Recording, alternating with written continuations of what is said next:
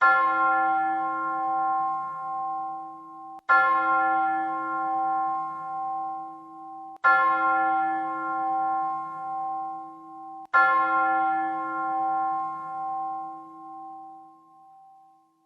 यीशु में मेरे मित्रों और विश्वासियों, मसीही जीवन एक रहस्यमय जीवन है जो परमेश्वर के महान अनुग्रह पर निर्भर करता है और हम अपने जीवन के रहस्य को समझ नहीं पा रहे हैं। और जब हम कलीसिया के अनुसार अपने जीवन को देखते हैं और वर्तमान परिस्थिति के अनुसार जब हम अपने जीवन को जोड़कर देखते हैं तो हमारा जीवन जो है एक रहस्यमय जीवन है।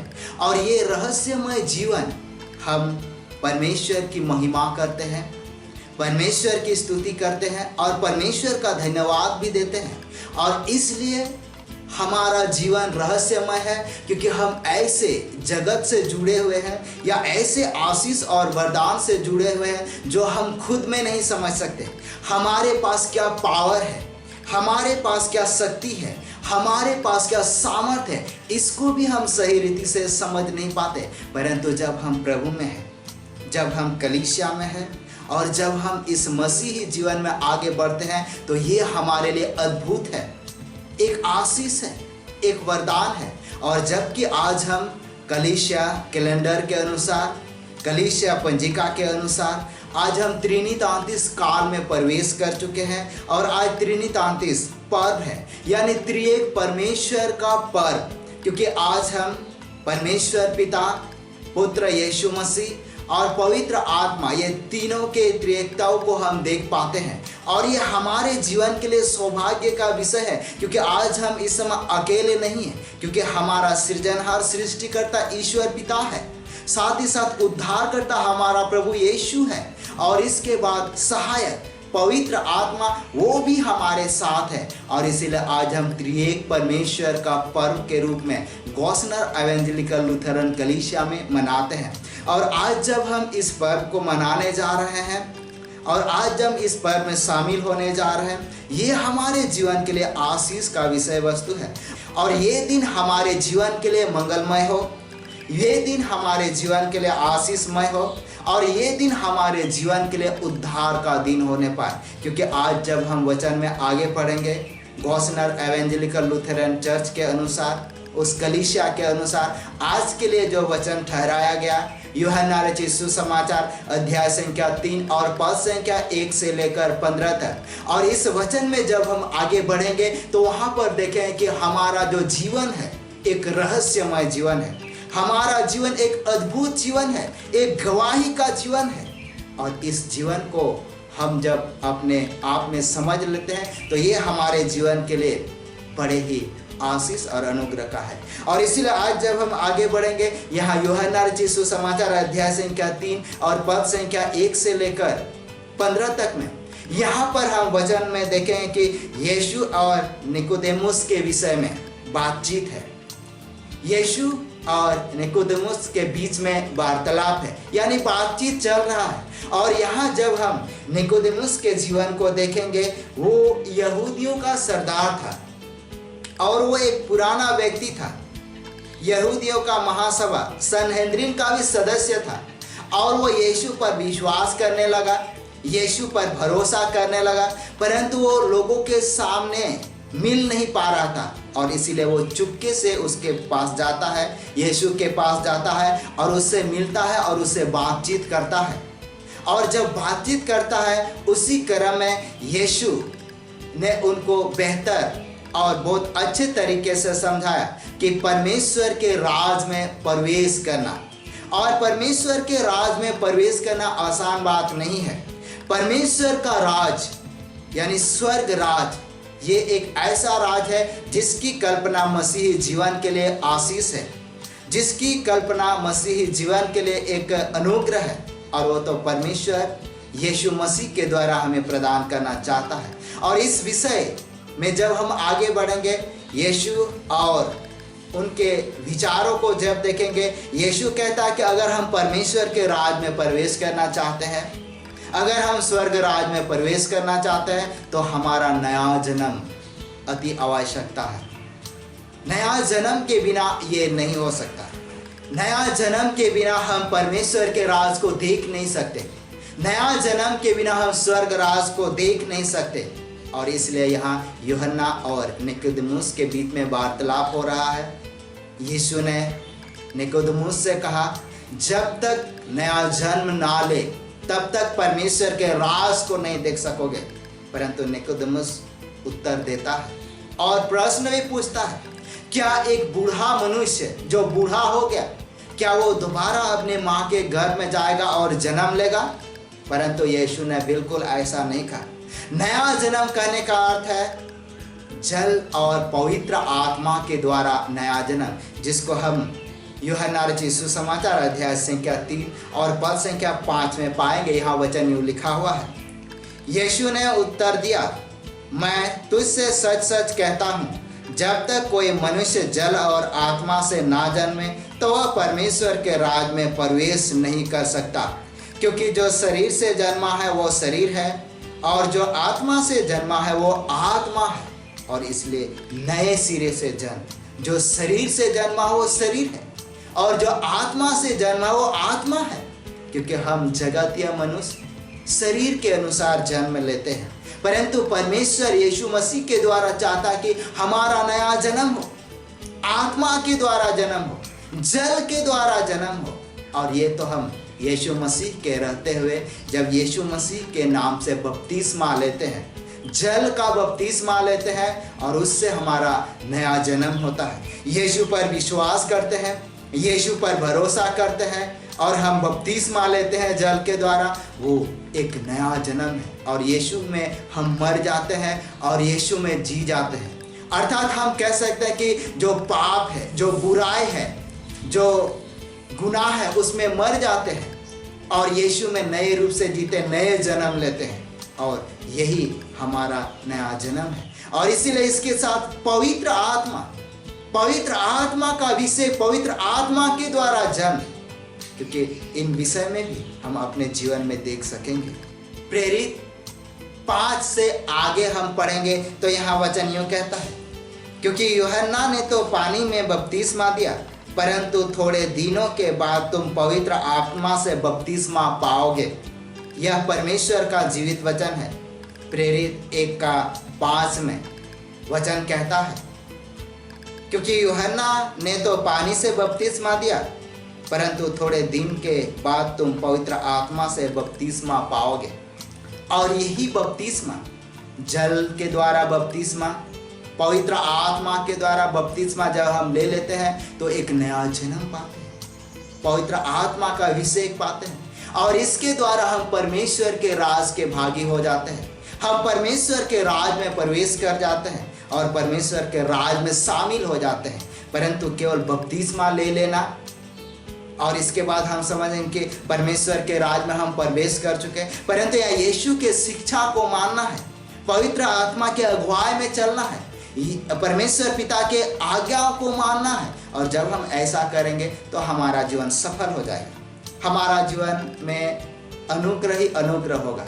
और इसीलिए जब आज त्रिएक परमेश्वर हमारे पास है तो हमें किसी प्रकार का भय या किसी प्रकार का डर या किसी प्रकार के परेशानी का सामना नहीं, परंतु अनंत जीवन है। और इसीलिए जब हम पवित्र आत्मा प्राप्त कर लेते हैं तो ये अनंत जीवन है, क्योंकि इसलिए हम बपतिस्मा लेते हैं, इसलिए हम पवित्र आत्मा के द्वारा अभिषेक को पाते हैं कि हमारा जो जीवन है अनंत जीवन में बदल जाए। इंटरनल लाइफ, अनंत जीवन। अनंत जीवन कहने का अर्थ होता है कि ऐसा जीवन जो कभी समाप्त ना हो, क्योंकि विश्व में कई ऐसे समाज है जो सोचते हैं कि मृत्यु अंत है। सचमुच में मानव जाति जन्म के द्वारा इस जगतीय जीवन में आते हैं और मृत्यु के द्वारा वापस चले जाते हैं और वहीं समाप्त हो जाता है। परंतु मसीह में ऐसा बिल्कुल भी नहीं है, क्योंकि मृत्यु अंत नहीं है, जीवन का अंत नहीं है। मृत्यु के बाद भी जीवन है, जिसे हम अनंत जीवन कहते हैं। और ये परमेश्वर के राज में, स्वर्ग राज में है। और इसीलिए परमेश्वर हमें अनंत जीवन देना चाहता है, और इसीलिए हमें नए जन्म की आवश्यकता है। जब तक हम नया जन्म ना ले हम ईश्वर के राज को देख नहीं सकते। और इसीलिए आज हम विशेष रूप से दो बातें को देखेंगे। एक है नया जन्म की आवश्यकता क्यों है, और यह इसलिए है क्योंकि हम परमेश्वर के राज में प्रवेश करेंगे, और दूसरी अनंत जीवन पाने के लिए, इंटरनल लाइफ, जो सदाकाल का जीवन है, जो आशीषमय जीवन है। ना तो वहां पर रोना है, ना तो वहां पर क्लेश है, ना पर वहां दुख है, ना वहां तकलीफ है, केवल आनंद ही आनंद है। और इसीलिए जब हम आगे बढ़ते हुए जाएंगे तो इन सारे बातों को देख सकेंगे कि वास्तव में प्रभु में कौन सा आनंद देना चाहता है। अगर इसको हम वचन में आगे भी पढ़ते हुए जाएंगे तो यहाँ हम पढ़ सकते हैं, जिसको यहाँ वचन में लिखा हुआ है लूका रचित सुसमाचार अध्याय संख्या 17 और पद संख्या 20 में। क्योंकि लोग परमेश्वर के राज को ढूंढते हैं, लोग परमेश्वर के राज को तलाशते हैं कि कहाँ मिलेगा परमेश्वर का राज, किस जगह है परमेश्वर का राज, क्या चर्च में है, और चर्च में तो कौन सा चर्च में। परंतु यहाँ वचन साफ साफ कहता है, जिसको हम लूका रचित सुसमाचार अध्याय संख्या 17 और पद संख्या 20 में यहाँ वचन यूं कहता है कि परमेश्वर का राज दृश्य रूप में नहीं आता कि लोग देखेंगे कि यहाँ है या वहाँ है, परंतु परमेश्वर के राज तुम्हारे भीतर होगा, हृदय में होगा, तुम्हारे बीच में होगा। और इसीलिए परमेश्वर का राज हमारे हृदय में है, हमारे बीच में है। और इसीलिए हमें परमेश्वर के राज को ढूंढने के लिए यहाँ वहाँ भटकने की जरूरत नहीं है। और इसीलिए हम जब यीशु पर भरोसा करते हैं, विश्वास करते हैं, तो उसमें बने रहते हैं। उसके साथ साथ ही हम कई वचनों को देख सकते हैं जो परमेश्वर के राज के विषय में बातचीत करता है, जिसको हम रोमियो के नाम पौलुस प्रेरित की पत्री अध्याय संख्या 14 और पद संख्या 17, वहाँ पर वचन कहता है कि परमेश्वर का राज खाना पीना नहीं परंतु धर्म और मेल मिलाप है। वो आनंद जो पवित्र आत्मा से होता है। मसीह यीशु में विश्वासी आज हमें विश्वास करने की जरूरत है। आज हमें परमेश्वर के राज में प्रवेश करने की जरूरत है। आज हमें स्वर्ग राज में प्रवेश करने की जरूरत है। आज हमें कलीसिया जीवन में प्रवेश करने की जरूरत है, ताकि हम आनंद का जीवन जिए। यहाँ वचन कहता है कि आनंद है, मेल मिलाप और आनंद है। परमेश्वर का राज केवल खाना पीना ही नहीं परंतु धर्म, मेल मिलाप और आनंद है। आनंद कहने का अर्थ वो आनंद जो ईश्वर देना चाहता है, ईश्वरीय आनंद। तो निश्चय सचमुच में जब हम वचन में आगे पढ़ेंगे और ईश्वरीय आनंद को ग्रहण करेंगे। ये तो हम नए जन्म के विषय में, बपतिस्मा के विषय में बातचीत की।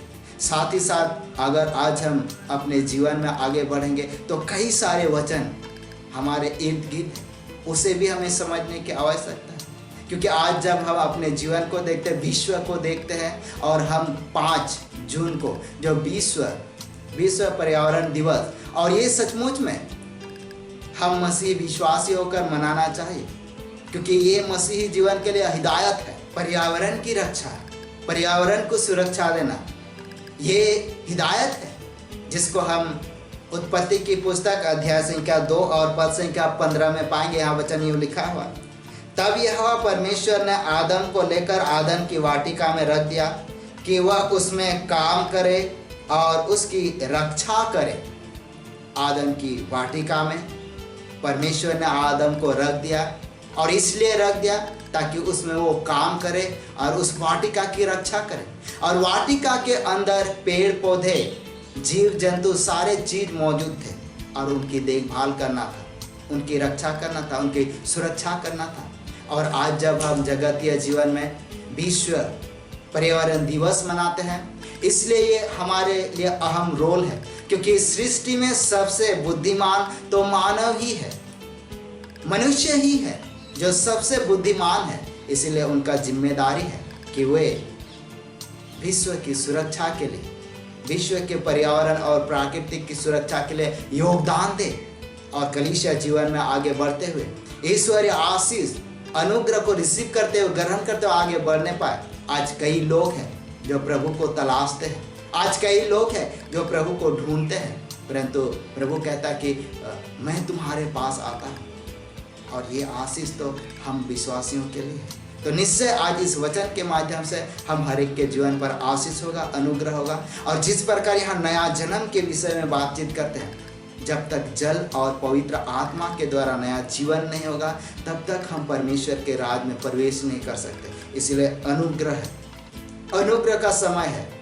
हम यीशु में बपतिस्मा लें, हम पवित्र आत्मा का बपतिस्मा प्राप्त करें और परमेश्वर के राज में प्रवेश करें। साथ ही साथ जिस प्रकार त्रिएक परमेश्वर त्रिनितांतिस काल पर्व हम मनाए, इस पर्व में शामिल होकर त्रिएक परमेश्वर की महिमा करें, ताकि वो अपने स्वर्ग भंडार को खोलकर हमें आशीष से संत में परिपूर्ण करें। तो निश्चय इस वचन के माध्यम से हम हर एक के जीवन को आशीष और अनुग्रह मिले। आमीन। आइए हम प्रार्थना करें। त्रिएक परमेश्वर पिता, पुत्र और पवित्र आत्मा के नाम से आमीन। हे सर्वशक्तिमान ईश्वर दयालु पिता, इस समय हृदय से धन्यवाद देते हैं क्योंकि आज तूने त्रितांतिस त्रिएक परमेश्वर पर में तूने शामिल होने का मौका और अवसर दिया। हाँ प्रभु जी, आज हमारे जीवन के लिए आशीष और मंगलमय हो। हाँ, इसके विषय में बहुत सारे वचन लिखे हुए हैं, परंतु पिता परमेश्वर हमारे लिए थोड़े ही काफ़ी है और यह परमेश्वर इसके माध्यम से तू हमारे जीवन को पुनर्जीवित करना चाहता है। तू चाहता है कि हम आत्मा के द्वारा जन्मे, जो हम आत्मिक राज में शामिल होकर तुझे महिमा, धन्यवाद, स्तुति देने पाए। हाँ पिता, इसमें सारे कमजोर, दुखी और लाचार को भी तेरे हाथ में सौंप देते हैं। उन सभी को तेरे हाथ में सौंप देते हैं जो तुझसे विनती, प्रार्थना, निवेदन करते हैं। आप ही यह परमेश्वर कर संभाल। इसमें सारी बातों को तेरे हाथ में सौंप देते हैं। विनती उद्धार करता प्रभु यीशु के नाम से मांगते हैं। दया से सुन, अनुग्रह से ग्रहण कर। आमीन। सबको यीशु सहाय।